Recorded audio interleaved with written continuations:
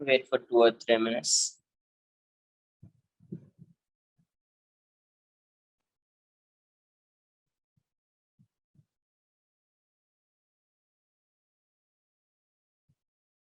What is written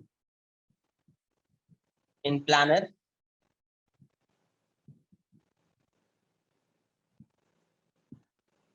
TWT of what? Which chapter? TWT of which chapter?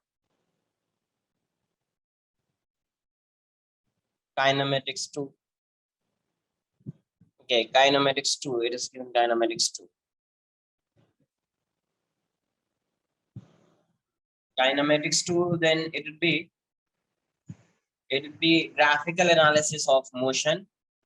Graphical analysis of motion. Second thing, calculus method. The application of calculus in kinematics. Third would be projectile motion on inclined plane. And fourth would be relative motion. आएगा relative motion, है ना?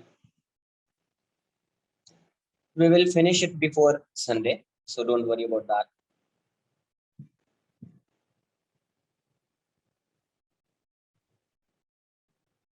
Yes, these all are kinematics too, na?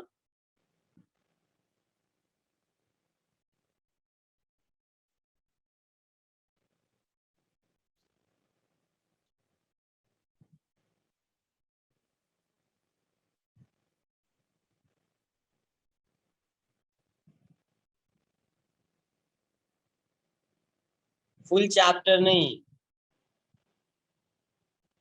No. Kinematics 2 will come in TWT. Kinematics 1 nahi aayega. Is that clear? Kinematics 2. And kinematics 2 kahan se start hota hai? It starts from the application of calculus in kinematics. Application of calculus in kinematics. Yes.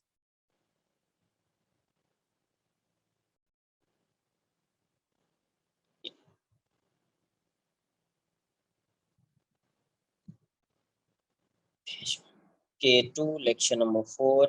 We have 4 lecture this week, na? I think 3 or 4 lecture this week. So one lecture, एक lecture जो होगा that will be हाँ, एक lecture में doubt discussion होगा, एक lecture में मैं doubt discuss करूँगा, last lecture ज़्यादा है ना, एक lecture में मैं doubt discuss करूँगा और 3 lecture जो होगा वो concept.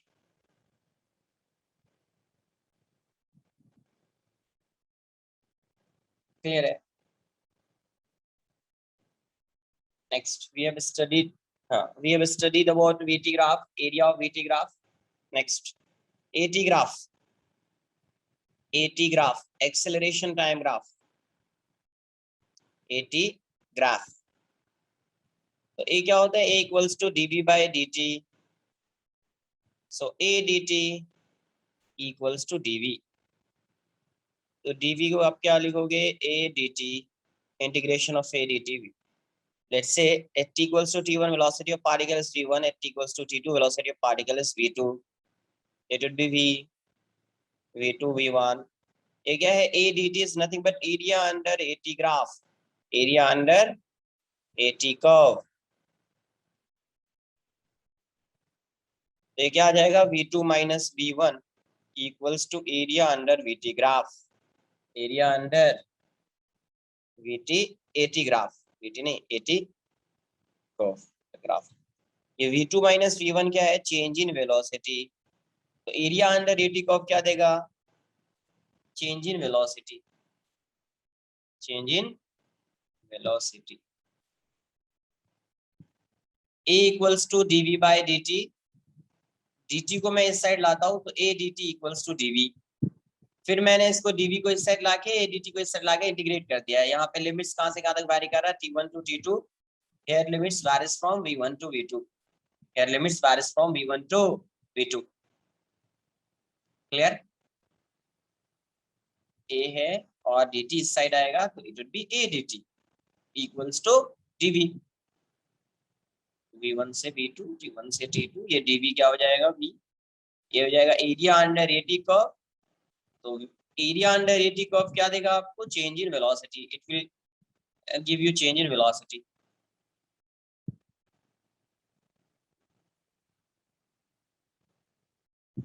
Second, velocity displacement graph, velocity displacement graph, displacement graph, vs graph, vs graph, या you can say vx graph, ऐसा भी हो सकता है। let's say vs graph, vs graph is given like this, something v is a function of x, v क्या है? s का function।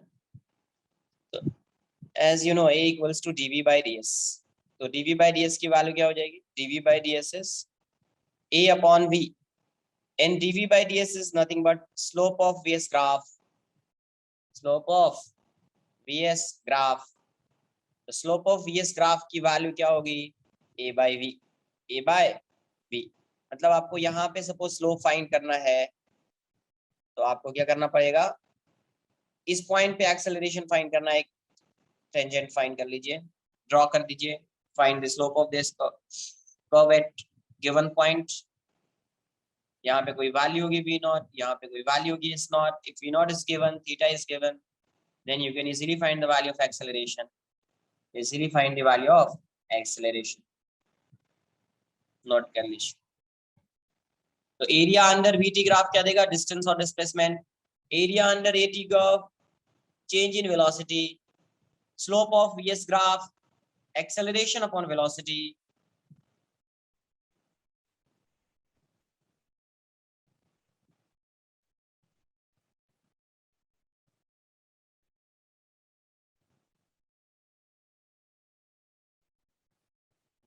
Constant नहीं है ये कांस्टेंट है या नहीं है? ये गिवन ही नहीं है ना। ए मे बी कांस्टेंट और मे नॉट बी, है ना।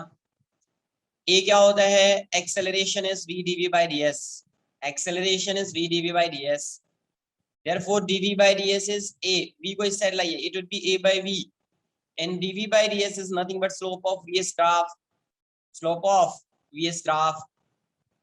सपोज यहाँ पे you have to find the value of acceleration, तो आपको क्या करना पड़ेगा? You have to find the slope of vs graph at this point, इस पॉइंट पे आपको स्लोप फाइंड करना पड़ेगा, और ये वैल्यू तो गिवन होगी।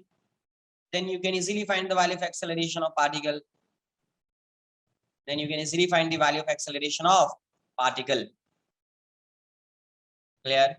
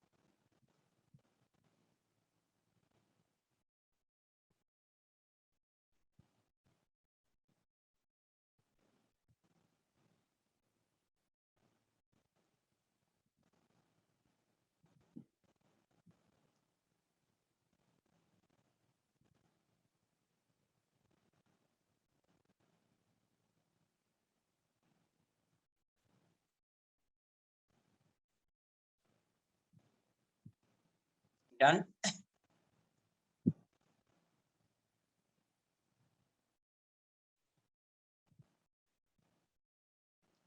You have to find the value of A.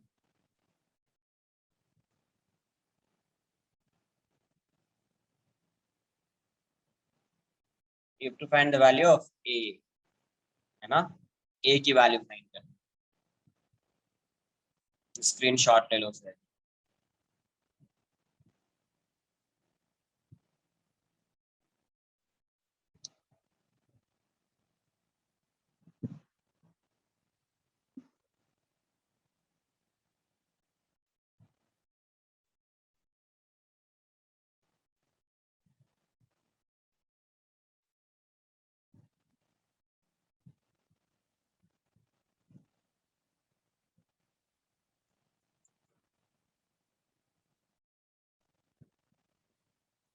Done.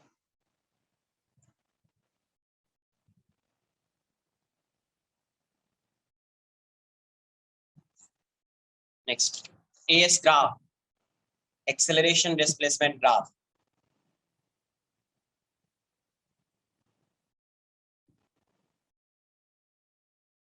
Acceleration displacement graph.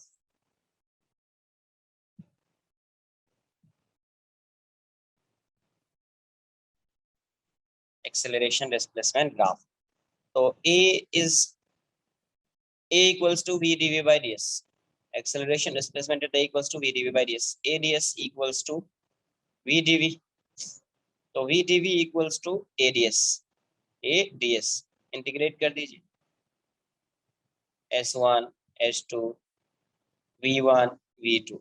इसका इंटीग्रेशन क्या होएगा? V square by 2. V2, V1. ये क्या हो जाएगा? A ds क्या होगा? Area under s graph, S curve, area under s curve. और ये वाली वैल्यू क्या हो जाएगी? V2 square minus V1 square.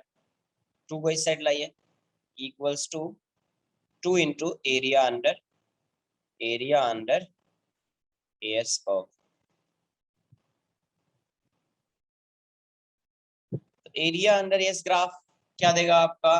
V2 square minus V1 square by 2, है ना? इस 2 को इस साइड लाइए, आप ऐसे लिख दीजिए V2 square minus V1 square equals to 2 into area under s graph. Area under s graph.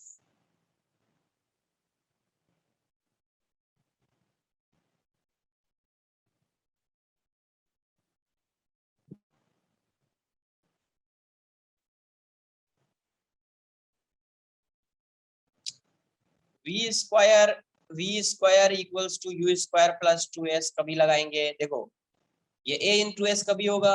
a into s when a is a constant. When a is a constant, जब एक्सेलरेशन कांस्टेंट होगा, then in that case it would be a into S.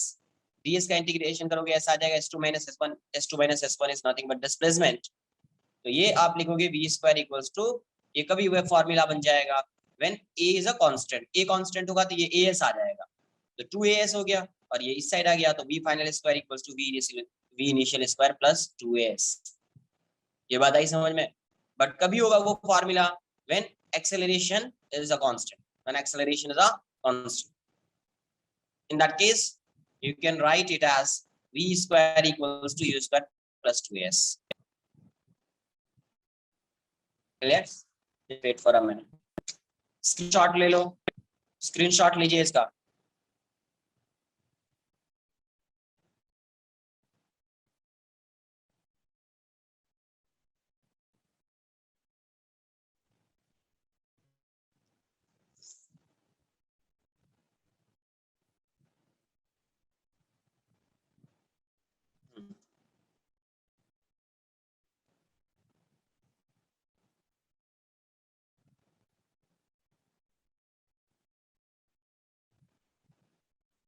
Done.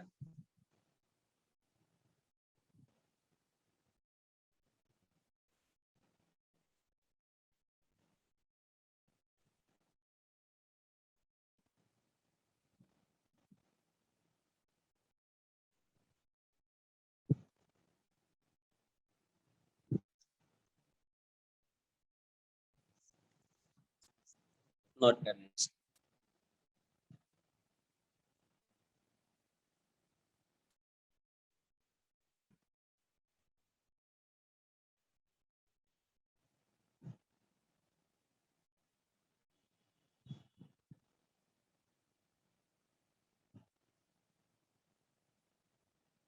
Exist कर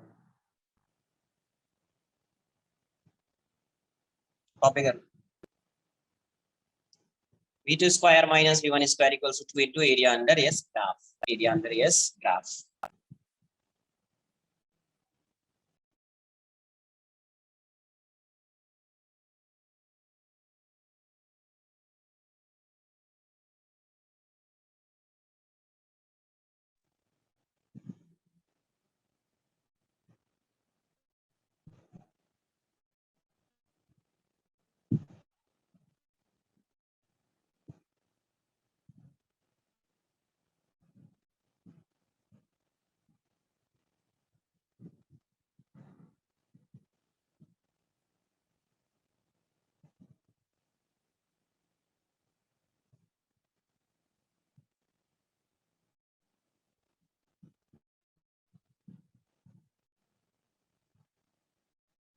है p square कैसे आया?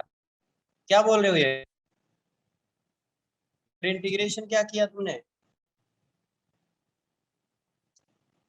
यार v dv क्या होता है? इसका इंटीग्रेशन क्या होता है यार? v dv सर स्क्वायर कैसे आ गया? इंटीग्रेशन क्या होता है ये तो बताओ। यही है ना v dv? v square by 2 होता है ना यार? क्या बोल रहे हो यार?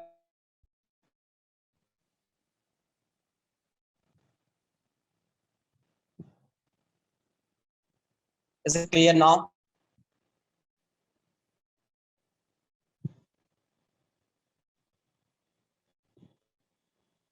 ठीक है, क्वेश्चंस कर लेते हैं इस पे। देखो हम AT graph is given. A T T is in second, meter per second square. ये 10 है, ये 4 है ना? इनिशियल वेलोसिटी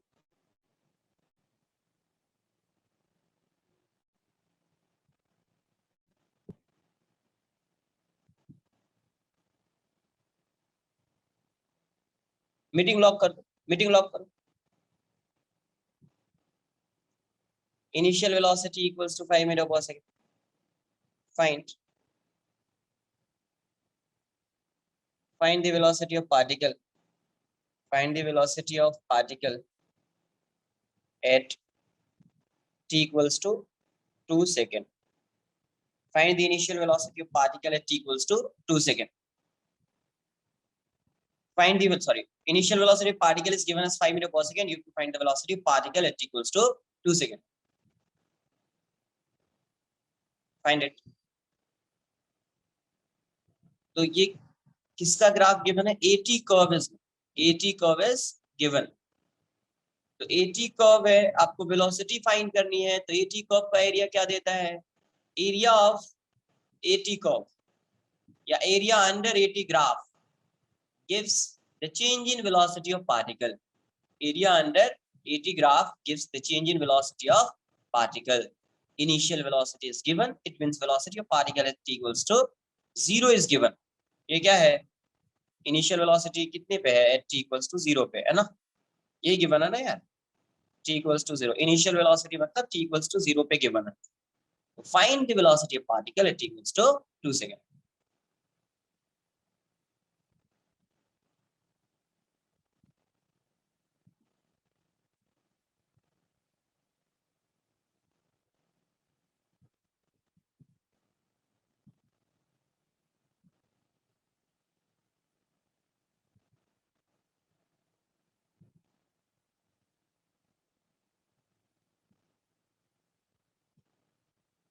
20 मीटर आ रहा है, correct answer. Correct, very good.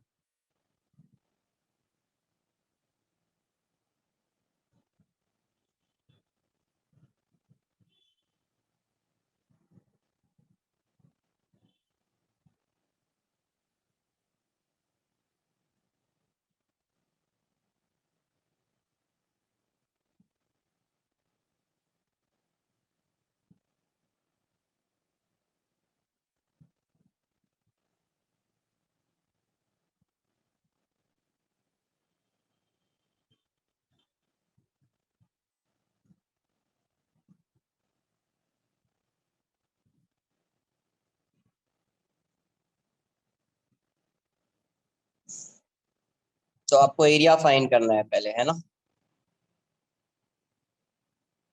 Eighty graph, area क्या होगा इसका, टी इक्वल्स टू 2 सेकेंड तक एरिया फाइंड करना है, ये टोटल एरिया नहीं फाइंड करना। टी इक्वल्स टू 2 सेकेंड यहाँ पे है, आपको ये एरिया फाइंड करना, कौन सा, ये वाला, ठीक है, ये एरिया फाइंड। तो एरिया क्या बन गया, एक ट्रेपीजियम है, ये साइड और ये साइड क्या है, पैरेलल साइड है, और ये परपेंडिकुलर डिस्टेंस है। ये साइड और ये साइड क्या है, पैरेलल, और ये डिस्टेंस क्या है, परपेंडिकुलर डिस्टेंस। ये डिस्टेंस क्या है, परपेंडिकुलर डिस्टेंस। तो मुझे ये साइड तो पता है 10 है, ये साइड का डिस्टेंस फाइंड करना पड़ेगा, करेक्ट। तो मैं क्या बता रहा था, ये एक ट्रायंगल है, दूसरा ये ट्रायंगल है ना। तो ये 10 है और ये 4 है, ये 4 है और ये तो 2 है। तो इसको मैं ए नॉट मान लेता हूँ और ये 2 हो जाएगा। तो यहाँ से आप सिमिलर ट्रायंगल कॉन्सेप्ट यूज कीजिए, तो 10/4 equals to a naught by 2। तो यहाँ से ए नॉट की वैल्यू 20/4, तो ए नॉट बी 5। ए नॉट की वैल्यू क्या होगी, 5। अगर ये 5 हो गया तो ये वाली वैल्यू भी कितनी होगी, 5 होगी, करेक्ट। ये 5 है तो ये भी कितना, 10 माइनस ए नॉट, तो it will be 5, it will be 5। Note कर लीजिए इतना पहले।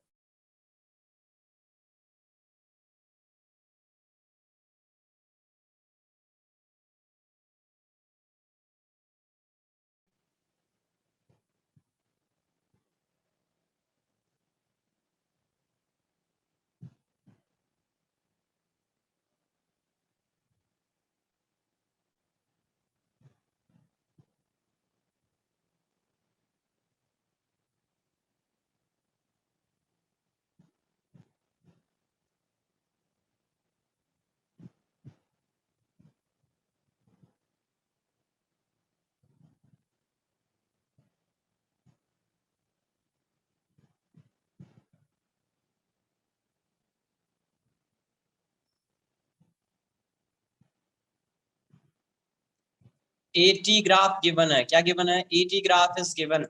आपको क्या फाइंड करना है, find the velocity of particle at equals to 2 second, initial velocity of particle is given. तो ये चीज क्लिक होनी चाहिए एक्सेलरेशन से, how you can find the velocity of particle, है ना। तो आपको पता है कि अगर ये कर्व गिवन है, फंक्शन भी फाइंड कर सकते हैं आप। You can easily find the function of a and t, a and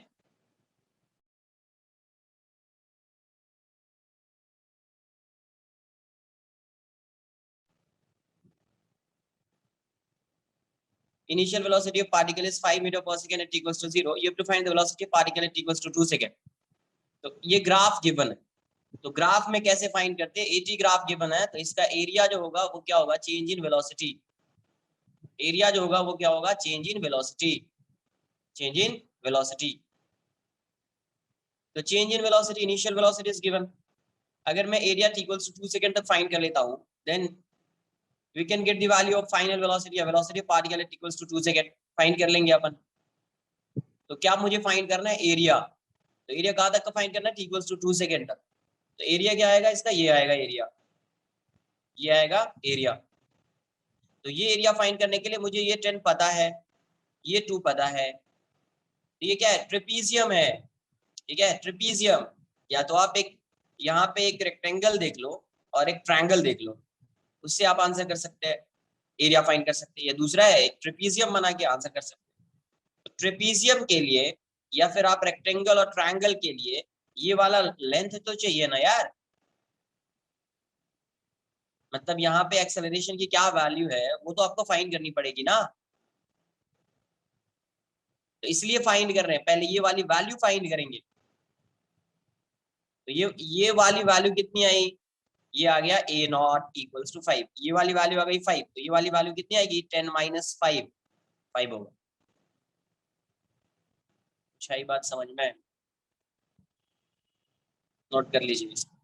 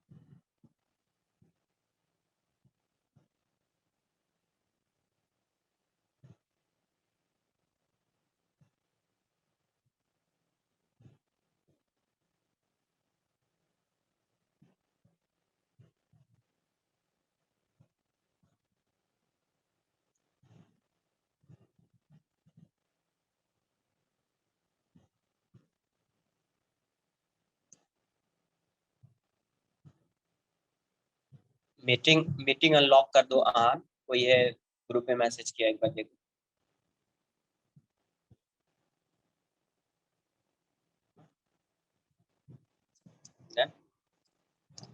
तो यहाँ से क्या आएगा आपका, ए नॉट की वैल्यू ये है, हाँ 20 आएगा। तो अभी क्या है, ये ऐसा था t इक्वल्स टू 20, ये t इक्वल्स टू 2 सेकेंड, और ये वाला कितना आएगा आपका,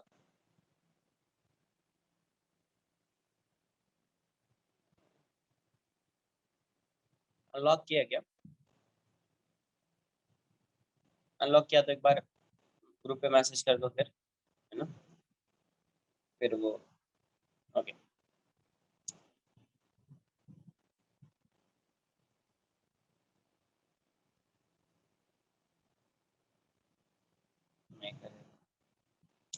तो t इक्वल्स टू 2 सेकेंड है, ये आपका कितना है, ये है 5, और ये भी 5 है, ये a है और ये t है, ठीक है, ये चाहिए आपको।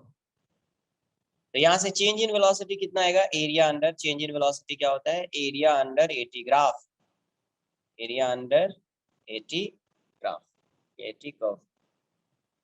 तो ये क्या वैल्यू हो जाएगी, v2, v1 क्या है यार 5 है, एरिया कितना होएगा, ट्रेपीजियम का एरिया क्या होता है, half into sum of parallel side, ये है और ये साइड पैरेलल है, ये है 10 और ये है 5, तो 10 प्लस 5 इंटू हाइट, हाइट इसकी ये हो जाएगी 2, 2 से 2 कैंसिल आउट हो जाएगा, तो v2 minus 5 equals to 15, therefore v2 equals to 20 metre per second, 20 metre per second, clear है, 20 मीटर। तो अगर 80 ग्राफ गिवन है तो आपको कैसे वेलोसिटी फाइंड करनी है, ये आनी चाहिए।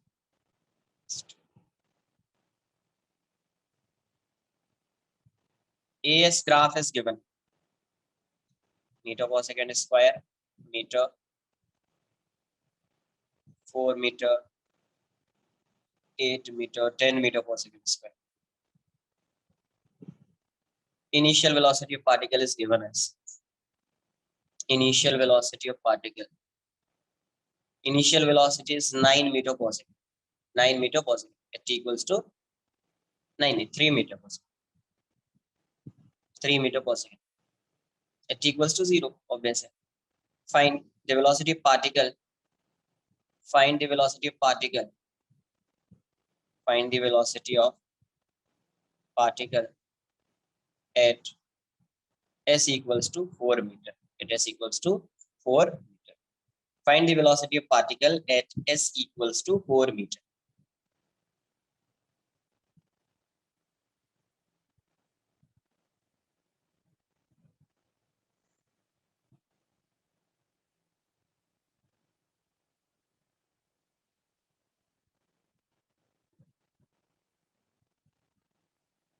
Yes, v1 is u,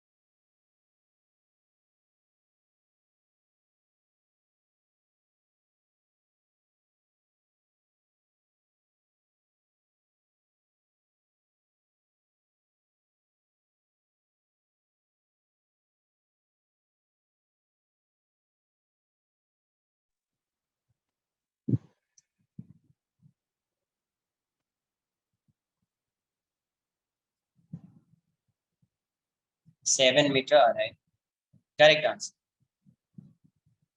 correct,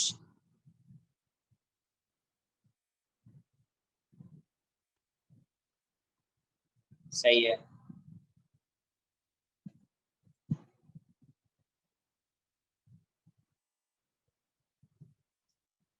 area under 80 graph, but कहां से कहां तक आपको लेना है, 4 मीटर तक ही कंसिडर करना है,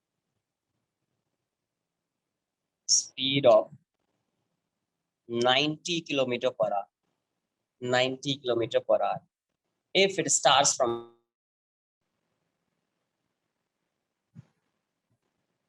देखो कुछ ज्यादा ही डिस्टर्ब कर रहे तो an automobile can accelerate or decelerate at a maximum rate of 5 by 3 meter per second square and can attain a maximum speed of 90 kilometer per hour. If it starts from rest, what is the shortest time in which it can travel 1 kilometer if it comes to rest at the end of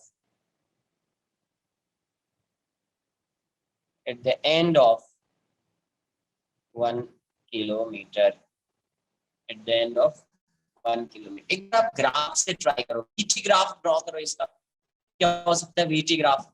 graph से थोड़ा ये question simple हो जाएगा, वैसे भी आ जाएगा आपसे answer, but graph से क्वेश्चन सिंपल हो जाएगा।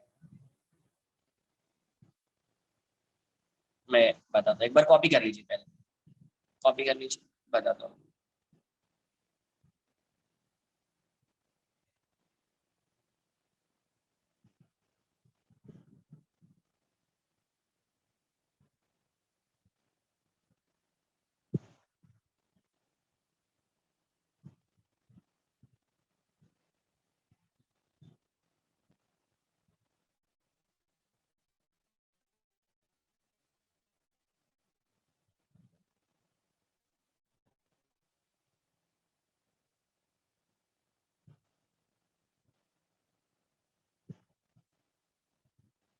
यस, उसी टाइप का सेम।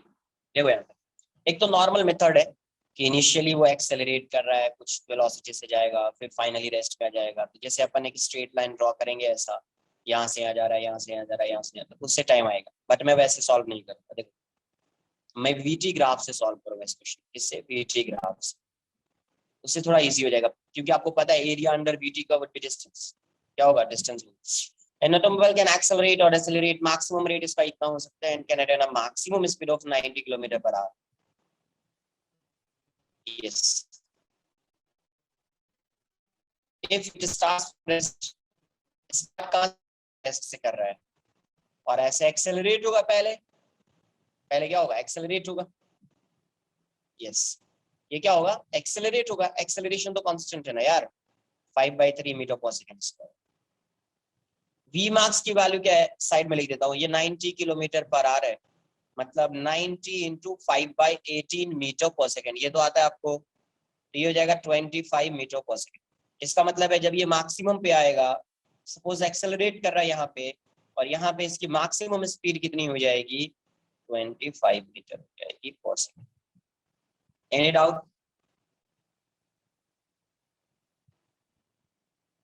तो आप यहाँ से ये वाला टाइम फाइंड कर सकते हैं, यहाँ से यहाँ का टाइम फाइंड कर सकते हैं। मैं T1 बोल देता हूँ, यहाँ से यहाँ तक का आप टाइम फाइंड कर सकते हैं। ये तो ये टाइम कैसे फाइंड करोगे आप, आपको इनिशियल वेलोसिटी पता है, यहाँ पे फाइनल वेलोसिटी पता है, एक्सेलरेशन पता है, तो आप क्या यूज करोगे, v equals to u plus a T1। तो v की वैल्यू यहाँ पे 25, u की वैल्यू 0, a है 5/3 T1, तो यहाँ से T1 वुड बी 15 सेकेंड। तो यहाँ से यहाँ तक जाने का उसको टाइम कितना लग रहा है, 15 सेकेंड, जिसका एरिया A1 है। पहले इतना नोट कर लीजिए, यहाँ से यहाँ तक समझ में। अभी आगे पूरा मैंने ड्रॉ नहीं किया, सिर्फ इतना ड्रॉ किया कि इनिशियली ये रेस्ट में था, रेस्ट से एक्सेलरेट कर रहा है, एक्सेलरेट करके ये मैक्सिमम स्पीड को रीच किया है। कितने टाइम में ये रीच करेगा, तो 15 सेकेंड में रीच करेगा। तो मैं अभी ये फाइंड करूंगा कि ये कितना डिस्टेंस ट्रैवल करेगा, तब तक कितना डिस्टेंस ये ट्रैवल करेगा, उसको देख लेंगे। एक बार मुझे डिस्टेंस आ जाएगा तो थोड़ा एक ब्रीफ आइडिया लग जाएगा क्या क्या होगा, नहीं फिर आगे सॉल्व करेंगे तो फिर समझेगा क्या है, नहीं एक्जेक्टली क्या है। कॉपी कर लो पहले, 15 सेकेंड्स है ना, 15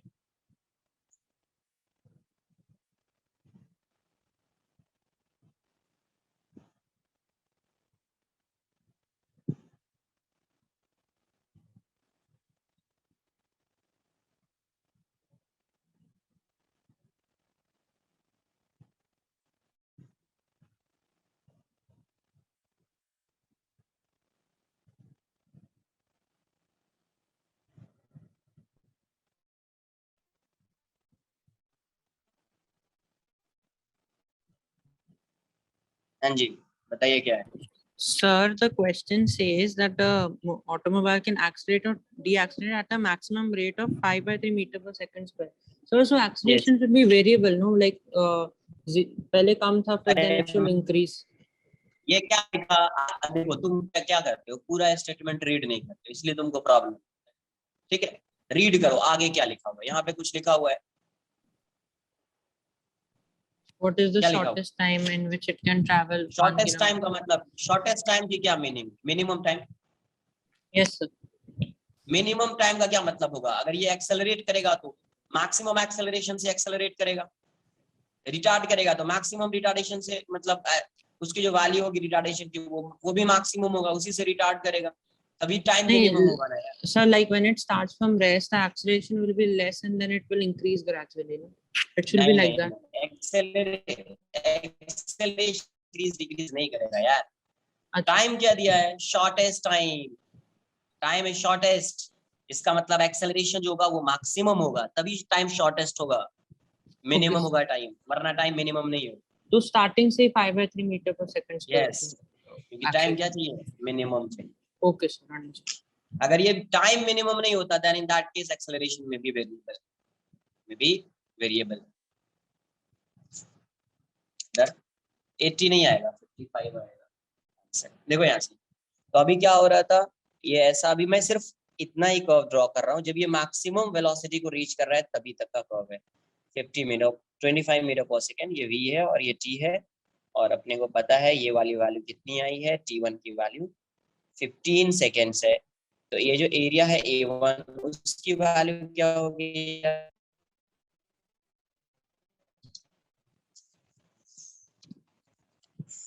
थोड़ा फास्ट कॉपी कर लो, ठीक है।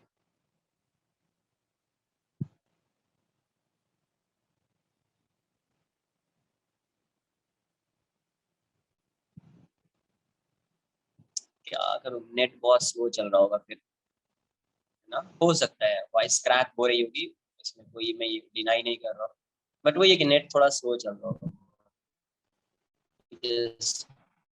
वाईफाई तो बहुत आ रहा है जा रहा है, तो मैंने दूसरे फोन से कनेक्ट किया था। देखिए ऐसा, तो a1 की वैल्यू क्या होगी, a1 क्या होएगा यार, a1 a1 की वैल्यू की हाफ इंटू ये है ना एरिया, ये आएगा, कितना आएगा, बेस 15 इंटू हाइट 25, कितना आएगा 15 इंटू 5 75, 7 37 बाय 2, इतना मीटर आ गया, मेरी होगा ना ये पूरा एरिया, मतलब ये जो डिस्टेंस है कितना है 375 बाई 2 मीटर, 375 बाई 2 मीटर। अब किसी को ये भी लग रहा होगा सर ये क्या करेगा, पहले एक्सेलरेट करेगा, एक्सेलरेट करके ये मैक्सिमम वेलोसिटी को रीच करेगा, फिर रिटार्ड कर जाएगा। अब मुझे बताओ, अगर रिटार्ड भी करेगा और उस रिटार्डेशन की वैल्यू अगर 5 by 3 metre per second square होगी, तो ये कितना डिस्टेंस ट्रैवल करके स्टॉप हो जाएगा।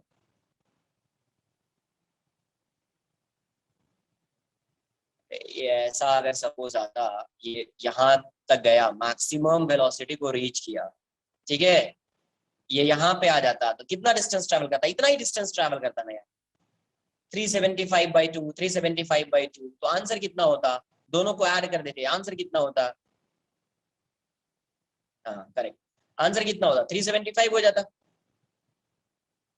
इसका मतलब ये है कि ये सिर्फ यहां से रिटार्ड नहीं करेगा, ये सिर्फ यहां से रिटार्ड नहीं करेगा, ये क्या करेगा, कुछ कांस्टेंट वेलोसिटी से डिस्टेंस ट्रैवल करेगा, फिर रिटार्ड करेगा। ऐसे ये यहां से क्लिक होनी चाहिए ये बात, सर ये 375/2 आ रहा है, तो यहाँ से रिटार्डेशन स्टार्ट होगा, ये भी 375/2 आएगा, है ना, ये भी क्या आएगा, a3 अज्यूम कर लीजिए, a3 की वैल्यू भी कितनी होगी, इस a1 के इक्वल हो जाएगी।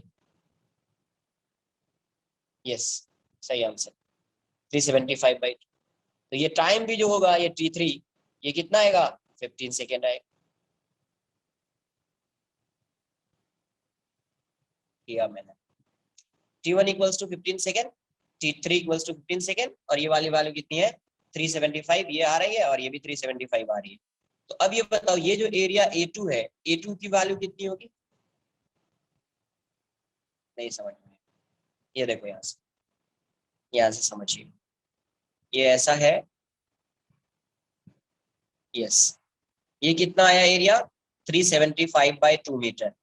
अगर यहीं से ये रिटार्ड करके जीरो हो जाता, यहाँ पे वेलोसिटी जीरो हो जाती, तो ये एरिया कितना था 375/2 मीटर। तो टोटल डिस्टेंस कितना होता है इस केस में, टोटल डिस्टेंस आप ऐड कर देते 375/2 प्लस 375/2 मतलब 375 मीटर। ये बात आई समझ। क्या मीनिंग होगी इसकी कि अगर ये एक्सेलरेट करता और फिर रिटार्ड करेगा, तो एक्सेलरेशन एक्सेलरेशन जब तक ये कर रहा है, during acceleration it covers 375/2 metre, during retardation it covers 375/2 metre. तो during acceleration and retardation it covers 375 metre. But question में क्या गिवन है आपको, क्वेश्चन में गिवन है ये कितना डिस्टेंस कवर कर रहा है, तो it covers 1 kilometre, it covers 1 kilometre. इसका मतलब ये हुआ कि एक्सेलरेशन में अगर ये इतना डिस्टेंस कवर कर रहा है, रिटार्डेशन में ये इतना डिस्टेंस कवर कर रहा है, इसका मतलब है जब ये कौन, तो बाकी जो डिस्टेंस है 375 ये डिस्टेंस एक्सेलरेशन और रिटार्डेशन में कवर कर रहा है। इसका मतलब है कि रिमेनिंग डिस्टेंस कितना है, रिमेनिंग डिस्टेंस जो होगा वो किससे कवर करेगा, कांस्टेंट वेलोसिटी से कवर करेगा, 1000 माइनस 375, तो 625 मीटर जो है वो डिस्टेंस कांस्टेंट वेलोसिटी से कवर करेगा। तो इसका एग्जैक्ट ग्राफ अगर आप ड्रॉ करोगे तो कुछ ऐसा होना चाहिए, कुछ ऐसा होना चाहिए, यहां से यहां तक एक्सेलरेट कर रहा है, ये रिटार्ड कर रहा है और ये कांस्टेंट वेलोसिटी से भी जा रहा है। ठीक है, ये वाला आपको पता है T1 की वैल्यू कितनी 15 सेकेंड, ये भी पता है आपको T3 वैल्यू कितनी है 15 सेकेंड, और ये कांस्टेंट वेलोसिटी कितनी है 25 मीटर पर सेकेंड। इसका टाइम T2 अज्यूम कर लो, तो इस A2 का एरिया कितना आ जाएगा, A2 would be 25 into T2, ये 25 है, ये T2 है, और एरिया कितना होना चाहिए 625, तो 625 equals to 25 into T2, therefore T2 equals to 25 second. तो टोटल टाइम कितना आ जाएगा, हेंस टोटल टाइम,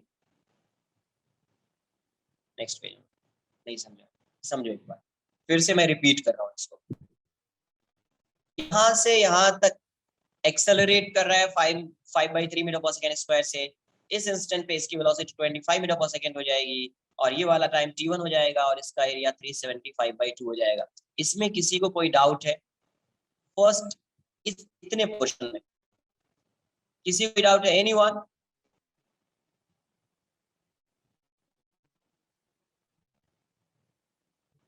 डाउट? अब देखो क्वेश्चन में क्या बोला गया है कि ये कितना डिस्टेंस कवर कर रहा है, 1 किलोमीटर कवर कर रहा है, कितना कवर कर रहा है 1 किलोमीटर। अब किसी को ये भी लग सकता है कि सर अगर मुझे शॉर्टेस्ट टाइम फाइंड करना है, शॉर्टेस्ट टाइम, तो मैं क्या करता हूँ, इसको एक्सेलरेट करा देता हूँ, और फिर ये जब मैक्सिमम वेलोसिटी को रीच करेगा 25 मीटर पर सेकेंड रीच करेगा, तो वहीं से रिटार्ड करा देता हूँ, तो टाइम क्या होगा, मिनिमम होगा, हो सकता है। बट एक बार चेक करो, क्या ये एक्सेलरेशन और रिटार्डेशन में क्या 1 किलोमीटर डिस्टेंस कवर कर रहा है, नहीं कर रहा है। पता है एक्सेलरेशन में कितना डिस्टेंस कवर किया 375/2, तो ये भी उतना ही होगा ना, 25 से 0 आना है इसको, ये 0 से 25 क्या, ये 25 से 0 आना है, तो ये वाला एरिया भी कितना आएगा 375/2 होगा। तो कितना डिस्टेंस हो गया इसका 375 मीटर हो गया। इसका मतलब ये एक्सेलरेट करके डायरेक्टली रिटार्ड नहीं कर सकता है, अगर डायरेक्टली रिटार्ड करेगा तो मैक्सिमम डिस्टेंस ये कितना कवर कर सकता है 375 मैक्सिमम डिस्टेंस कवर कर सकता है। बट क्वेश्चन में गिवन है 1 किलोमीटर, इसका मतलब ये हुआ कि अभी जो रिमेनिंग डिस्टेंस है वो कितना है 625 मीटर है। तो ये कैसे वो कवर करेगा, तो ये कांस्टेंट स्पीड से कवर करेगा, बिकॉज़ एक्सेलरेशन में 375/2 कवर कर रहा है, रिटार्डेशन में भी 375/2 कवर कर रहा है, तो 625 मीटर जो है ये डिस्टेंस वो कैसे कवर करेगा, ये पहले एक्सेलरेट करेगा, फिर मैक्सिमम वेलोसिटी को रीच करेगा, फिर वो वेलोसिटी कुछ टाइम तक कांस्टेंट रहेगी, तो ये ऐसा जाएगा, और फिर रिटार्ड करेगा। तो ये पता है, ये पता है, तो ये वाला एरिया कितना हो जाएगा 625 हो जाएगा, ये डिस्टेंस 25 है, मैं इस यहाँ से यहाँ तक का टाइम T2 अज्यूम कर लेता हूँ, तो एरिया क्या हो जाएगा base into height, 25 into T2, area is 625, therefore T2 equals to 25 second. तो टोटल टाइम क्या होगा T1 plus T2 plus t3, it will be 55 second. कुछ आई बात समझ में आपको?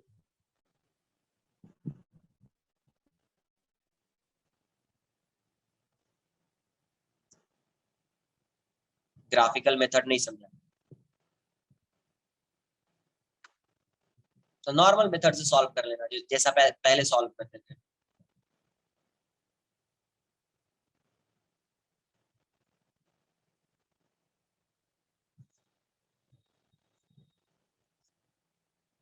ये समझ में आ रहा है कि यहाँ से यहाँ जाएगा तो 25 हो जाएगा, 25 मीटर पर सेकेंड, फिर यहाँ से यहाँ आएगा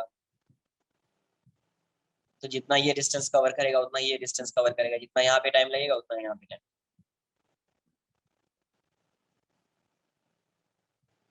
वो मेथड से तो सॉल्व नहीं हो पाएगा तुम्हारा, बिकॉज एक्सेलरेट कर रहा है, रिटार्ड कर रहा है, तो उससे सॉल्व नहीं कर पाओगे, है ना। ग्राफ से या फिर नॉर्मल मेथड,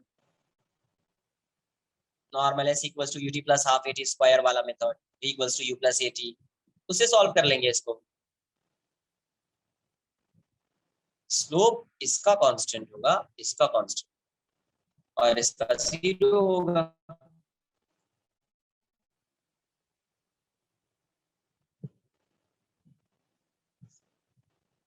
कॉपी कर लो इसको, नोट।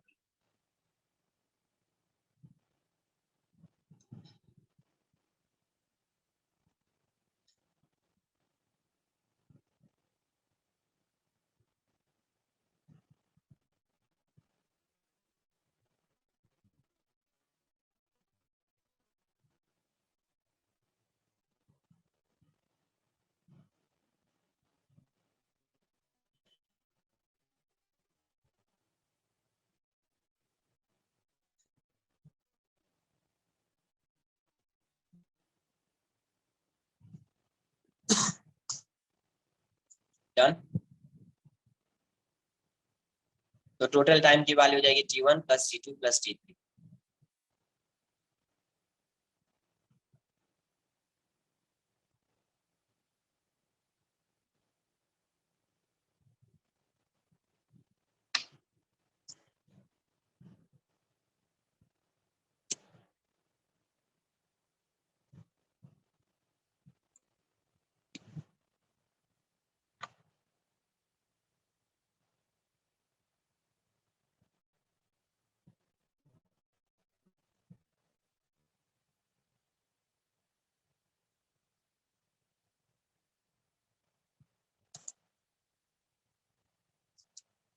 नेक्स्ट लिखेंगे projectile motion on an inclined plane.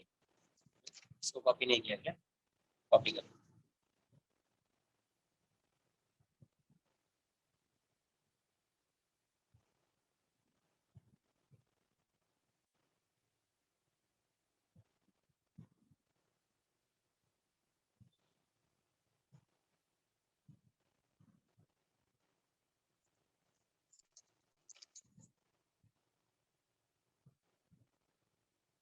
projectile motion on an inclined plane.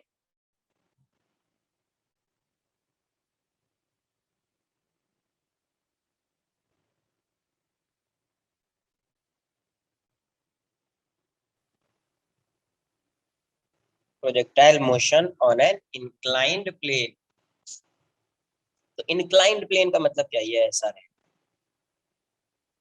Particle को आप पहले ग्राउंड से प्रोजेक्ट करते थे या किसी हाइट से प्रोजेक्ट करते थे, अभी पार्टिकल को आप इस प्लेन से प्रोजेक्ट करेंगे ऐसे। सपोज यू वेलोसिटी से प्रोजेक्ट किया तो पार्टिकल यहाँ से आके यहाँ पे स्ट्राइक, ये एंगल थीटा है, एंगल ऑफ प्रोजेक्शन जो है ये इस प्लेन से अल्फा, या ऐसा कैसे? ये थीटा है, इस पार्टिकल को आपने यहाँ से प्रोजेक्ट किया है यू से, ये पार्टिकल यहाँ से आके यहाँ पे स्ट्राइक, ठीक है। ये जो डिस्टेंस होगा ये हो जाएगी इसकी मैक्सिमम हाइट, और ये इसका रेंज आ जाएगा आर, यहाँ से यहाँ तक का टाइम ऑफ फ्लाइट हो जाएगा। तो मैं कोई एक ही एक्सप्लेन करूंगा, ये एक्सप्लेन करता हूँ, और ये मतलब फॉर्मूला लर्न नहीं करना है, समझ लेना क्या, ठीक है। ठीक है, फिर क्वेश्चन आ जाएगा कुछ तो आपसे नहीं हो पाएगा सर, इसलिए फॉर्मूला लर्न मत करना, समझना कि कैसे सॉल्व करते हैं। जैसे पहले मैं यहाँ से समझोगे कि कभी भी क्या होगा, जब भी projectile motion, angle of inclination of this plane is theta, angle of projection is alpha, angle of projection is alpha. ये क्या है, यही इंक्लाइंड प्लेन है। ये क्या है, इंक्लाइंड प्लेन। ये क्या है, ये जो प्लेन है यही इंक्लाइंड, इंक्लाइंड प्लेन। तो जब भी आप क्वेश्चन को, ये 2D मोशन है, प्रोजेक्टाइल मोशन कैसा है, 2D मोशन है, तो आप क्या करो, पूरे मोशन को x और y में क्या करो, डिफरेंशिएट कर, रिजॉल्व कर लो। x एंड y में क्या करो, रिजॉल्व कर, डिफरेंशिएट कर दीजिए इसके मोशन को। तो ये देखो, ये पार्टिकल जो है इंक्लाइंड प्लेन पे इसके अलोंग मूव कर रहा है और इसके परपेंडिकुलर डायरेक्शन में मूव कर रहा है। तो मैं इसको क्या मान लूंगा, x। इस केस में मैं इसको x अज्यूम कर लूंगा क्योंकि इसका मोशन इस लाइन के अलोंग है और इस प्लेन के परपेंडिकुलर डायरेक्शन में है, इस डायरेक्शन में। यहाँ पे देखिए पार्टिकल इस डायरेक्शन में आ रहा है और इस प्लेन के परपेंडिकुलर में है, तो इस केस में मैं x को इस डायरेक्शन में अज्यूम करूंगा और y को मैं इस डायरेक्शन में अज्यूम करूंगा। क्लियर है, एनी डाउट? पहले x और y में किसी को कोई डाउट आ रहा है? ये पार्टिकल इस डायरेक्शन में जा रहा है तो मैंने इसको x अज्यूम कर लिया और इसके परपेंडिकुलर डायरेक्शन में भी होगा तो y। यहाँ पे भी ये पार्टिकल इस डायरेक्शन में तो आएगा ही और इसके परपेंडिकुलर डायरेक्शन में भी जा रहा है, तो इसको मैं y अज्यूम कर लेता हूँ और इसको मैं x। ठीक है, मैं इसको सॉल्व कर, देखिए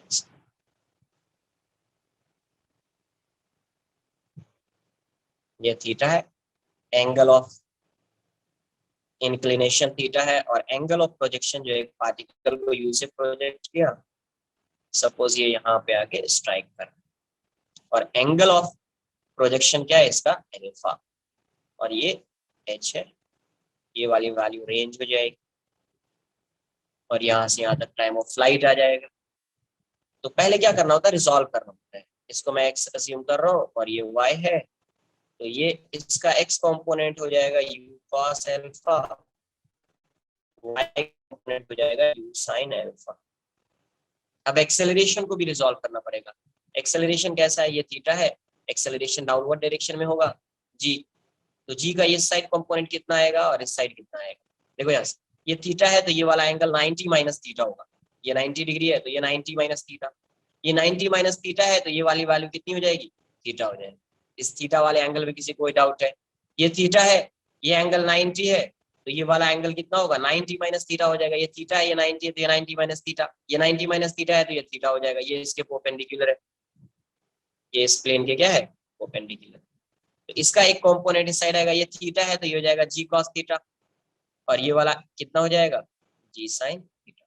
तो देखो ये वाला जो है, ये एक्स आप इस डायरेक्शन में अज्यूम कर रहे हैं तो इसके ऑपोजिट डायरेक्शन में एक्सेलरेशन है, आप वाई इस डायरेक्शन में अज्यूम कर रहे हैं तो इसके ऑपोजिट डायरेक्शन में एक्सेलरेशन है।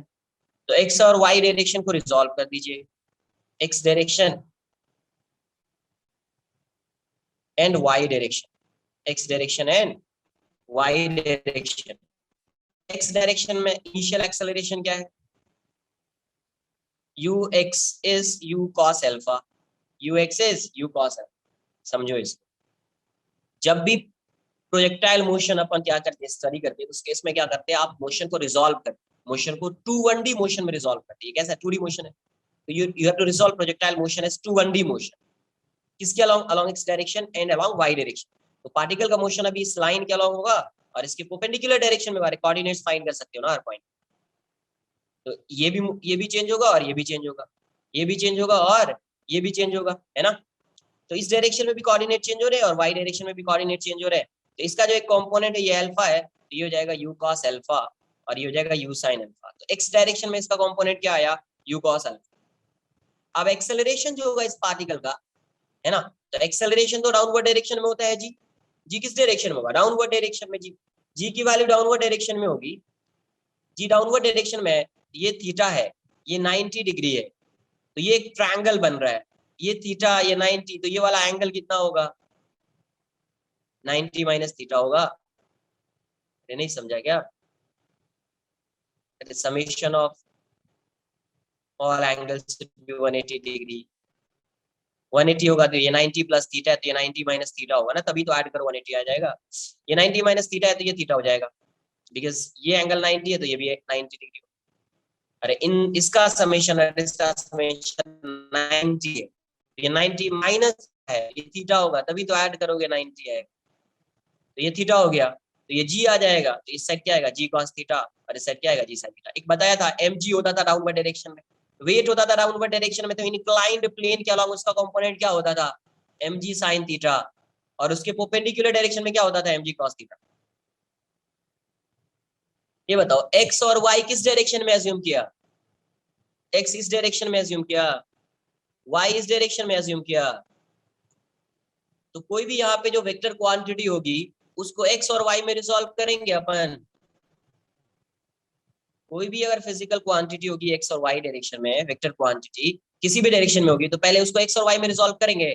x इस डायरेक्शन में अज्यूम किया है, y इस डायरेक्शन में अज्यूम किया है, एक्सेलरेशन डाउनवर्ड डायरेक्शन में है, तो क्या ये x और y डायरेक्शन में है, एक्सेलरेशन ना तो x में ना तो y में, क्योंकि x इसको अज्यूम कर रहे हैं, y इसको अज्यूम कर रहे हैं, तो इसको क्या करना पड़ेगा x और y में रिजॉल्व करना पड़ेगा।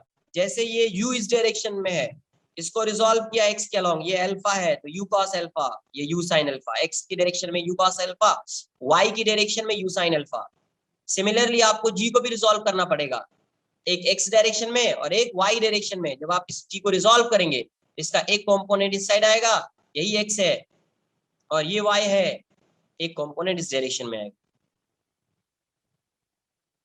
यहाँ पे क्या लिखा है, किसको एक्स अज्यूम कर रहे हैं, फिर वही हो गया कि जो बता रहा हूं उस पे तो तुम फोकस करोगे नहीं, क्या बता रहा हूं उस टाइम से, एक्स किसको अज्यूम करना है, क्या बता रहा हूं, मजा नहीं आएगा। एक्स इस डायरेक्शन को अज्यूम कर रहे हैं, वाई इस डायरेक्शन को, तो तुम इसको वाई अज्यूम कर लोगे।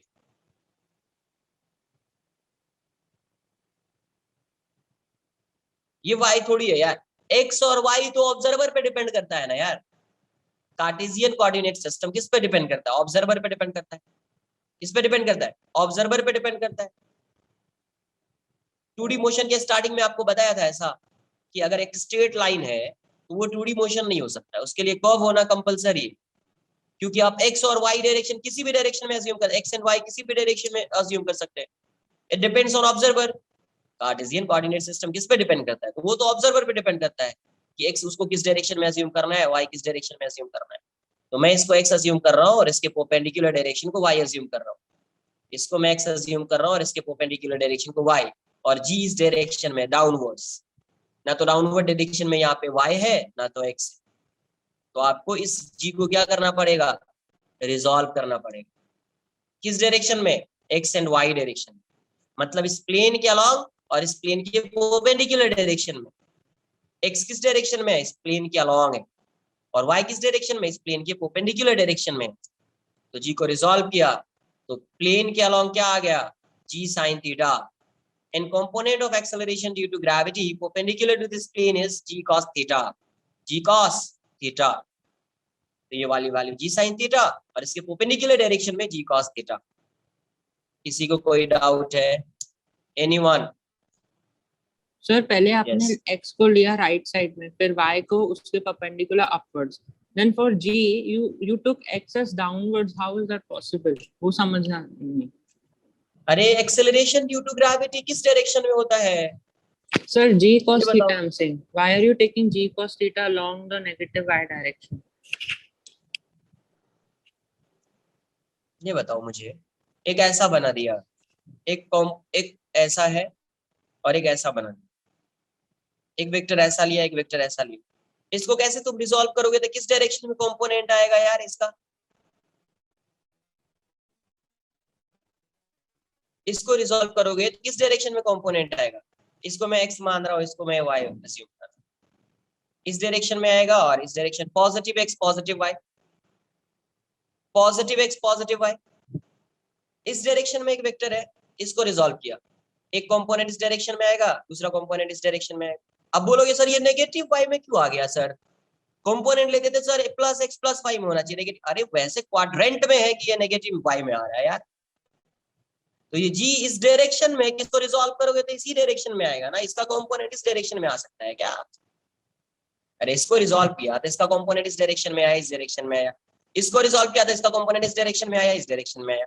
उसी टाइप से g को जब रिजॉल्व करोगे तो इसका कंपोनेंट इस डायरेक्शन में आएगा, नेगेटिव y में आएगा, और इसका कंपोनेंट नेगेटिव एक्स में आएगा।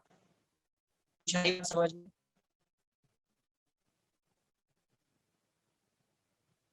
ये इस डायरेक्शन में है, एक्स के ऑपोजिट डायरेक्शन में है, तो ये नेगेटिव हो जाएगा।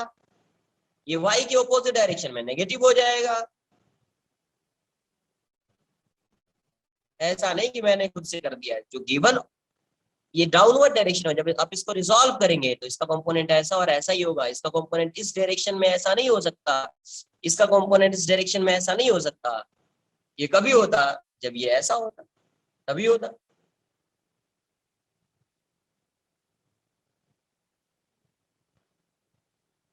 नहीं नहीं, अलग से ही सॉल्व करेंगे ना। यहाँ पे क्या सॉल्व करेंगे? यहाँ पे अगर मैं इसको ड्रॉ कर दूं तो कुछ समझ में नहीं आएगा ये ग्राफ। यहाँ पे ग्राफ में अगर मैं ड्रॉ कर दूं कुछ समझ में आएगा? इसलिए मैंने जी को अलग से सॉल्व कर दिया, थोड़ा क्लियर, मतलब इसको ऑब्जर्व कर सको, विजुलाइज कर सको कैसे क्या रिजॉल्व कर रहे हैं, क्या हो रहा है, नहीं हो रहा है। ये थीटा लिया, थीटा का क्या मीनिंग है? थीटा जो लिया है मतलब यही प्लेन है ना, ये जो प्लेन है यहीं पे ये प्लेन है ना। ये कौन सा प्लेन है? यही प्लेन है ना यार। और एंगल थीटा लिया इसलिए तो थीटा लिया। तो यू एक्स की वैल्यू क्या हो जाएगी? U cos alpha. U y क्या हो जाएगा यार? U sine alpha. A x की वैल्यू क्या हो जाएगी? Minus g sine theta. X इस डायरेक्शन में ले रहे हैं तो ये उसके ऑपोजिट डायरेक्शन में है। तो एक्सेलरेशन पहले कांस्टेंट एक्स डायरेक्शन में जीरो होता था। जितना भी अभी तक प्रोजेक्टाइल पड़ा है उसमें एक्सेलरेशन एक्स डायरेक्शन में क्या होता था? Zero. But projectile motion on an inclined plane ये जीरो नहीं होगा। ये क्या होगा? Minus g sine. और ए वाई की वैल्यू क्या हो जाएगी? ये भी वाई डायरेक्शन के ऑपोजिट में है, तो जी माइनस जी कॉस थीटा। क्या जाएगा? Minus g cos theta. अभी भी किसी को कोई डाउट है? कॉपी करो।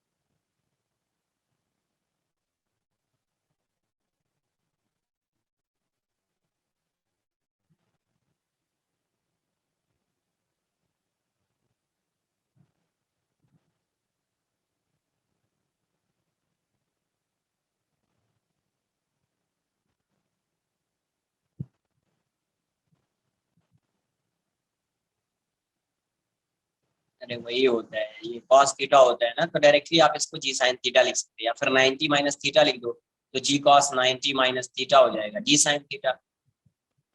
और ये आना चाहिए आपको, बिकॉज ये मैंने आपको वेक्टर में बताया है कि एम जी होता है, तो एम जी का कॉम्पोनेंट साइन थीटा होता है और इस side m g cos theta होता है, बताया हुआ है।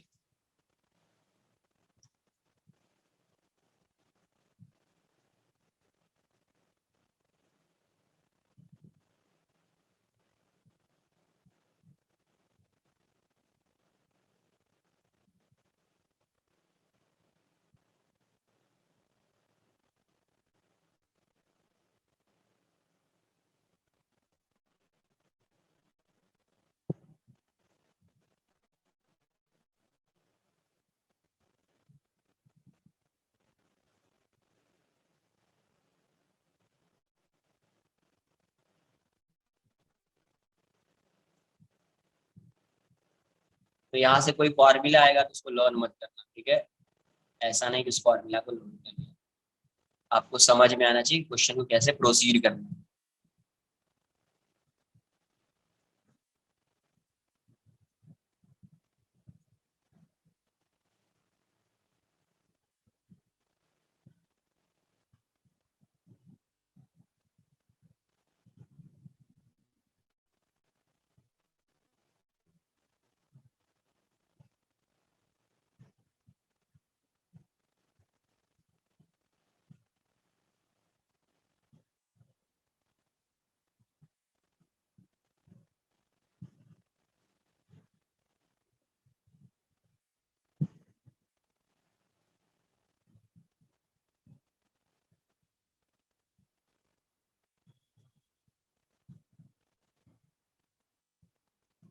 डन।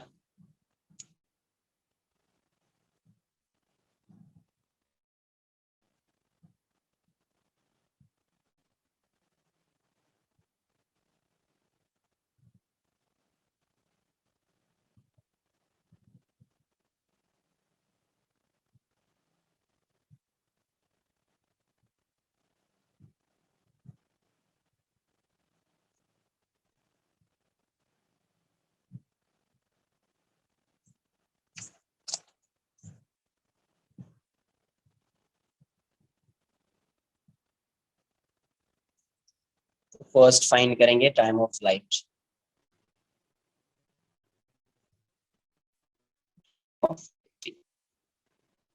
तो टाइम ऑफ फ्लाइट के लिए आपको बताया किस डायरेक्शन के मोशन को कंसीडर करना है, वाई डायरेक्शन के मोशन को आपको कंसीडर करना होता है। ठीक है, यू से जा रहा है, यहाँ पे आके स्ट्राइक करेगा, तो ये आपका एक्स है और ये वाई है। तो वाई डायरेक्शन में देखो जहां से जा रहा है उसी प्लेन पे आके स्ट्राइक कर रहा है, मतलब वाई डायरेक्शन में पार्टिकल का डिस्प्लेसमेंट क्या हो गया, जीरो। अरे यहाँ से पार्टिकल का कोई डिस्प्लेसमेंट है फाइनल नहीं ना, उसी पे आ गया। तो इसका कोऑर्डिनेट लिखोगे तो 0 0 आ जाएगा। मॉड्यूल में बहुत कुछ नहीं, क्या करोगे, छोड़ दूं? मॉड्यूल में जो क्वेश्चन कराया है बहुत सारा मॉड्यूल में है ही नहीं, क्या करूं मैं, छोड़ दूं इसको, ये बताओ।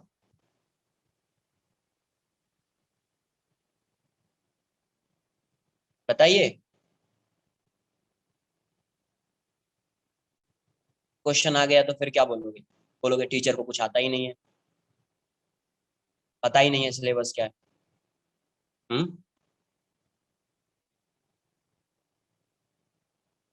देखो यार, ये आर है, यहाँ पे क्या आ जाएगा, आर जीरो आ जाएगा। क्या आएगा, r zero. X coordinate change हो रहा है, वाई कोऑर्डिनेट चेंज नहीं होगा, यहाँ पे आएगा तो जीरो हो जाएगा। तो एस वाई की वैल्यू क्या है, जीरो। एस वाई की वैल्यू क्या है, जीरो। तो एस वाई को आप क्या लिखते हो, u y t plus half a y t square equals to zero हो जाएगा। यू वाई टी को कॉमन ले लो पहले, ये हो जाएगा यू वाई, ये हो जाएगा ए वाई की वैल्यू क्या है, माइनस जी साइन थीटा, तो ये हो जाएगा minus sorry g cos theta, तो minus g cos theta by two into t equals to zero. तो टी की वैल्यू तो जीरो होगी नहीं, t can't be time of flight, थोड़ी जीरो होगा, ये जीरो होगा, है ना। तो u y minus g cos theta by two into t equals to zero, into equals to zero. तो यू वाई की वैल्यू क्या हो जाएगी, जी cos theta by two into t. तो टी की वैल्यू क्या आ जाएगी आपको, two u y by g cos theta.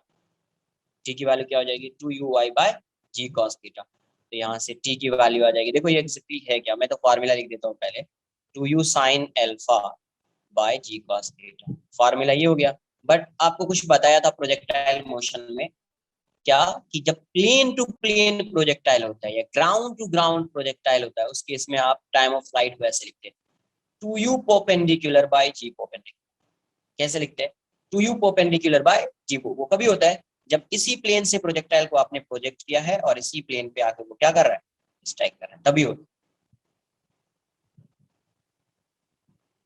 तो यू परपेंडिकुलर क्या है, इस प्लेन के परपेंडिकुलर यू क्या है, ये है यू साइन थीटा। इस प्लेन के परपेंडिकुलर ये यू साइन अल्फा, और इस प्लेन के परपेंडिकुलर जी क्या है, जी कॉस थीटा। क्या है जी, जी कॉस थीटा। तो यू परपेंडिकुलर ये हो जाएगा, जी परपेंडिकुलर ये हो जाएगा। तो टी की वैल्यू कितनी हो जाएगी time of flight, two u perpendicular by g perpendicular. Two u perpendicular by g perpendicular. तो आप यहाँ से देख सकते हैं क्या आ जाएगा, यू परपेंडिकुलर क्या है, यू साइन अल्फा, तो two u sine alpha by g cos theta, two u sine alpha by g cos theta. ठीक है, कॉपी करें।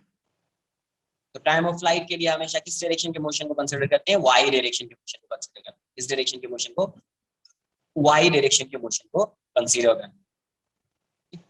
कॉपी करें।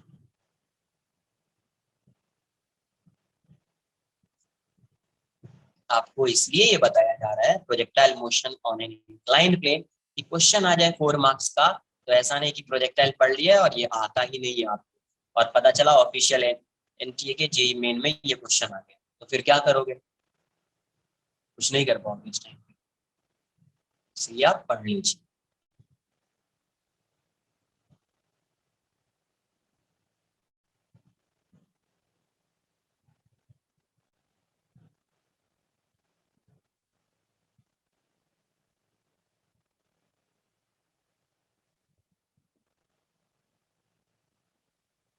सिर्फ ये समझना है कि एक्स डायरेक्शन इसको ले रहे हैं, वाई डायरेक्शन इसको ले रहे हैं, तो आप क्या करो, रिजॉल्व कर दो किसको, इनिशियल वेलोसिटी को, एक्सेलरेशन को, सबको रिजॉल्व कर दीजिए एक्स एंड वाई में, और आगे जैसे सॉल्व करते थे पहले वैसे ही सॉल्व कर रहे हैं, वैसे ही क्या कर रहे हैं, सॉल्व कर रहे हैं।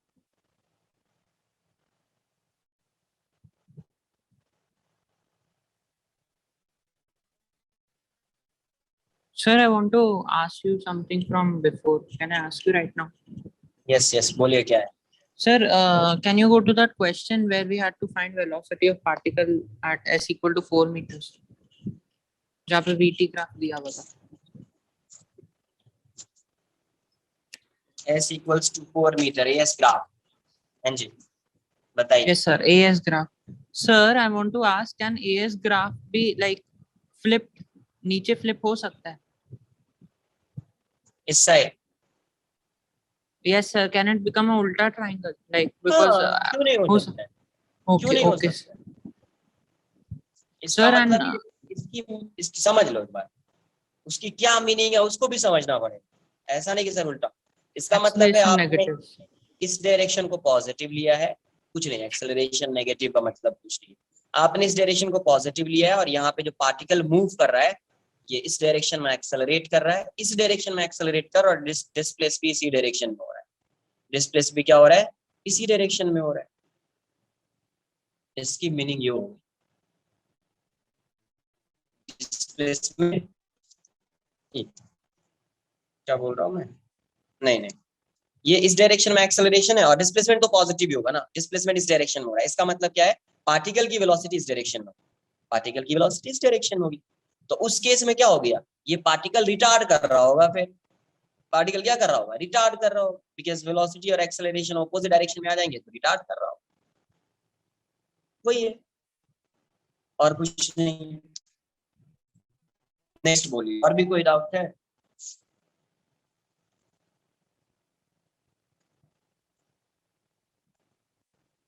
Sir, sir, Yes. and when we write v square is equal to 49, so and when we take the square root on the other side to plus minus 7 आता है, तो why don't we consider that for velocity?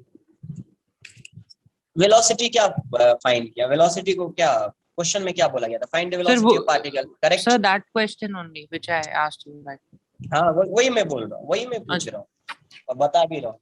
Question में क्या Yes. पूछा गया, find the velocity of particle. At velocity s vector equal to 4. Quantity या scalar quantity, velocity is the vector quantity और scalar quantity. Vector quantity. अगर मैं direction नहीं लिख रहा हूँ तो फिर क्या लिखूंगा, So can अगर you मैं repeat क्या? डायरेक्शन नहीं लिख रहा हूँ, ऐसा लिखा क्या, आई कैप जे कैप लिखा क्या, ये बताओ पहले। नहीं नहीं, no sir. आई कैप जे कैप नहीं लिखा, ये बात आ रही है समझ में, Yes आई sir. Cap Yes. जे कैप नहीं लिखा, उसका मैग्नीट्यूड लिखूंगा ना सिर्फ। अच्छा, so 7 we are writing like plus minus 7 नहीं लिख रहे, we are writing only 7 means we are writing the speed technically. Second thing वो भी है, सेकेंड थिंग ऐसे भी समझो ना, ये पार्टिकल क्या कर रहा है यहाँ से यहाँ तक, ये पार्टिकल एक्सेलरेट कर रहा है, ठीक है समझिए। Yes. ये एक्सेलरेट कर रहा है, यहाँ पे भी पार्टिकल एक्सेलरेट कर रहा है, रिटार्ड थोड़ी कर रहा है, एक्सेलरेशन की वैल्यू डिक्रीज हो रही है, एक्सेलरेशन नेगेटिव थोड़ी है, यहाँ पे एक्सेलरेशन पॉजिटिव ही है पर एक्सेलरेशन की वैल्यू डिक्रीज हो रही है, और यहाँ पे आगे एक्सेलरेशन 0 हो जा रहा है। इसका मतलब क्या है, यहाँ से यहाँ तक पार्टिकल एक्सेलरेट कर रहा है, ये भी एक्सेलरेट कर रहा है, ये भी एक्सेलरेट कर रहा है, बट रेट यहाँ पे इंक्रीजिंग है और यहाँ पे रेट डिक्रीजिंग है, वैसा डिक्रीज हो रहा है यहाँ पे और यहाँ पे इंक्रीज हो रहा है।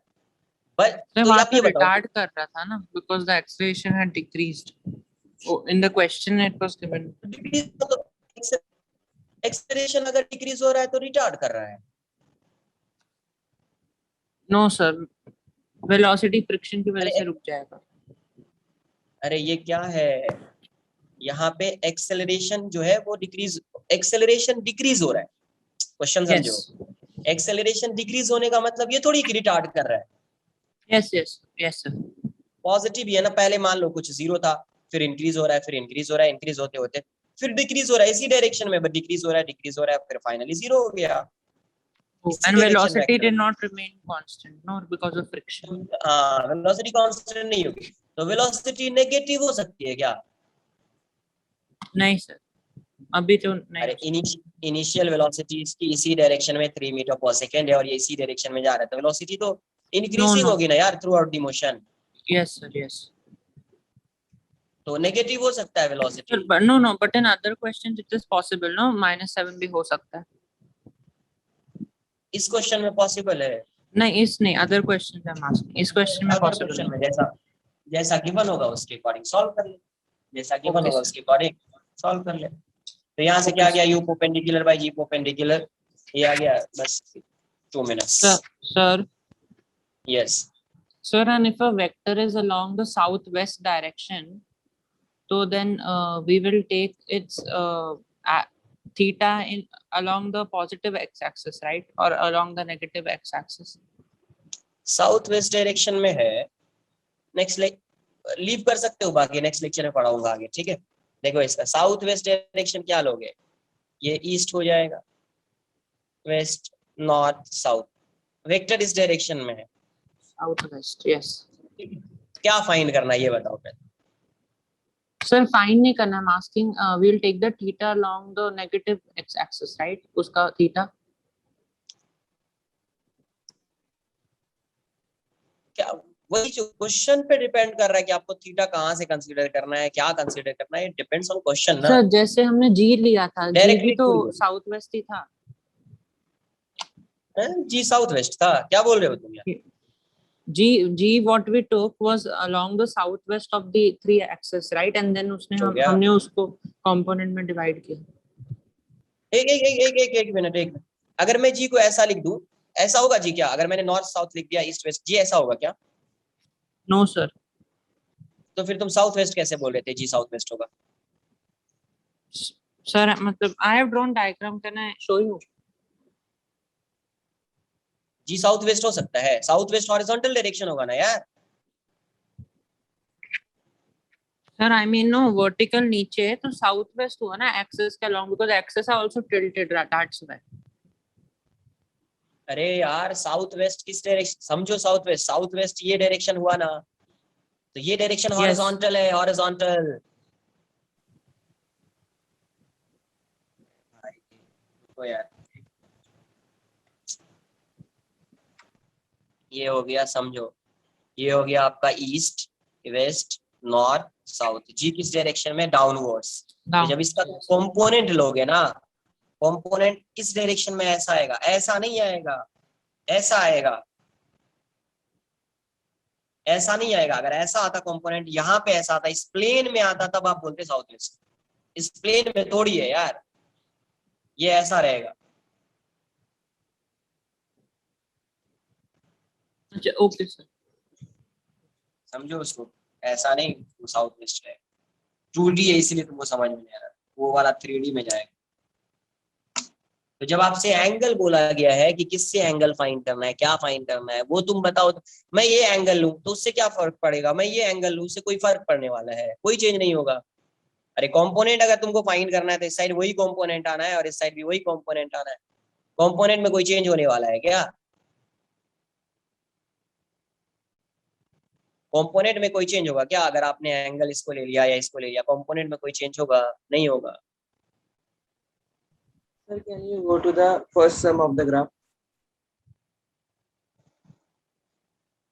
अरे नेगेटिव एक्स वाई मत करो यार, ठीक है। क्वेश्चन में क्या पूछा गया वो इम्पोर्टेंट, ऐसा नहीं कि सर ये ले लिया थीटा। थीटा हमेशा ये कंसिडर करो या ये कंसिडर करो। रिजॉल्व करना है तो तुमको एक्यूट एंगल ही कंसिडर करना पड़ेगा, तो इसको आप कंसिडर कर लीजिए या इसको कंसिडर कर लीजिए, फिर रिजॉल्व कर लीजिए, देख लीजिए किस डायरेक्शन में कंपोनेंट आ रहा है, उसके अकॉर्डिंग जब आप वेक्टर लिखोगे तो नेगेटिव साइन उसके अकॉर्डिंग आएगा। तो या तो आप इसको थीटा ले लीजिए या इसको थीटा लीजिए, उससे कोई फर्क पड़ने वाला है ही नहीं।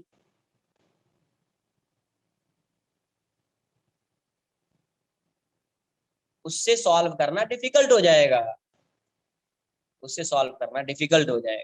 इसलिए वेक्टर तुमने पढ़ा था, मेरा लेक्चर अटेंड किया था? हाँ, एक मिनट। क्या यार, तुमको क्या होता है कि समझो इसको, समझो, इस चीज को समझना इंपॉर्टेंट है, नहीं तो फिर तुमको थ्रू आउट दी फिजिक्स ये प्रॉब्लम आएगा ही। ये वेक्टर ऐसा है, जब भी आप इसको रिजॉल्व करते हैं आपको एक पैरेललोग्राम ड्रॉ करना होता है। क्या करना होता है? जब भी किसी वेक्टर को आप रिजॉल्व करते हैं एक पैरेललोग्राम ड्रॉ करना होता है। तो पैरेललोग्राम जब भी ड्रॉ करना है आपको एक्सिस को कंसीडर करके ड्रॉ करना है। तो ये वेक्टर इस डायरेक्शन में है तो आपको ये एक्सिस लेना पड़ेगा और ये एक्सिस लेना पड़ेगा। तो आप ऐसा रिजॉल्व कर दीजिए और किसी एक को एंगल मान लीजिए थीटा। ये एंगल तो अपने को ऑलरेडी पता है 180 डिग्री है। मुझे एंगल पूछेगा इस वेक्टर का कितना एंगल है तो मैं बताऊंगा 180 प्लस थीटा। कितना बताऊंगा? 180 प्लस थीटा। अब ऐसा था कि 180 प्लस थीटा ले लिया फिर रिजॉल्व कर रहे हैं, फिर इसको रिजॉल्व कर रहे हैं, कोई मीनिंग नहीं होगी, इतना कॉम्प्लिकेटेड हो जाएगा। हाँ, मैं अनम्यूट कर रहा हूँ, इतना कॉम्प्लिकेटेड हो जाएगा कि तुमसे सॉल्व ही नहीं होगा। इसलिए अब थीटा लीजिए, रिजॉल्व कीजिए, रिजॉल्व करके आपको खुद से समझ में आ जाएगा कि ये नेगेटिव एक्स में जा रहा है, नेगेटिव वाई में जा रहा है, पॉजिटिव एक्स में जा रहा है, पॉजिटिव वाई में जा रहा है, किस में जा रहा है, इजीली आपको समझ में आ जाएगा। ठीक है, वैसा काम नहीं करना है, कॉम्प्लिकेटेड बात लेना है चीजों को, कॉम्प्लिकेशंस कम होना चाहिए। हाँ जी बताइए, फर्स्ट ग्राफ सर। ये था फर्स्ट ग्राफ, Yes, कुछ sir. था ही नहीं। फर्स्ट ग्राफ क्या? सर वो वाला एक्सरसाइज फर्स्ट पेज या first first graph? Question first question. हाँ फर्स्ट क्वेश्चन है ये, बोलिए। सर सर आपने बोलो इसके अंदर आपने वो बताया था एएस का मतलब B2 का स्क्वायर माइनस B1 का square equals to 2 area under as curve. ना ना ना, एएस कर्व, बट ये कौन सा कर्व ग्राफ है? AAT। 80 है ना? हाँ सर। तो 80 में ये 80 में क्या बताया था?